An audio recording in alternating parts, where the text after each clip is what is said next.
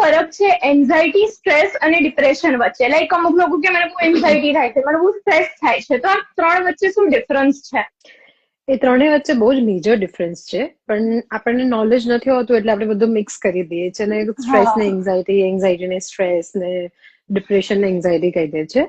તો ડિપ્રેશન ક્યારે કહેવાય જ્યારે તમને 2 વીક અથવા એનાથી વધારે ટાઈમ માટે કોન્સિસ્ટન્ટલી મૂડ લો રહે, નેગેટિવ થોટ્સ આવે, તમને જમવાનું મન ના થાય અથવા બહુ જ બધું ખાવાનું મન થાય, ઊંઘ ન આવે અથવા બહુ જ બધી ઊંઘ આવે, ક્યારેક ક્યારેક સુસાઇડના થોટ્સ આવે, ક્યારેક બહુ જ વધારે ગિલ્ટ ફીલ થાય, કોઈ બોલાવે તો વાત કરવી ન ગમે, કોઈ પણ વસ્તુમાં ઇન્ટરેસ્ટ ના લાગે.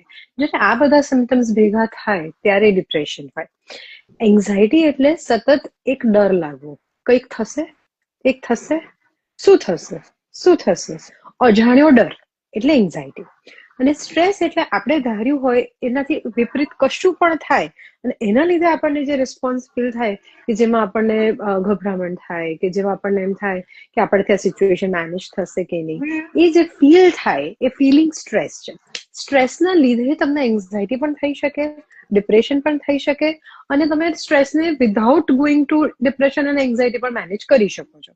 સો stress is a response, anxiety અને ડિપ્રેશન છે એની કોન્સિક્વન્સીસ છે. ઓકે, એટલે સ્ટ્રેસ મીન રીઝન છે. જો પ્રોલોંગ યસ, સ્ટ્રેસ રહે તો લોંગ ટર્મ થઈ શકે છે લોંગ ટર્મ એન્ઝાયટી રહેતો અને હોય તો ડિપ્રેશન. Yes, yes, yes.